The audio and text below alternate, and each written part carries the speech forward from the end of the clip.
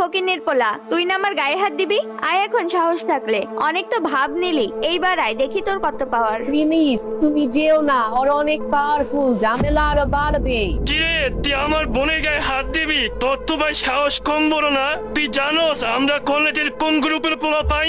আমাদের গ্রুপের কথা শুনলে সিনিয়ররা সহ কাঁপে, আর তুই আমার বোনের গায়ে হাত দিলি মতাস?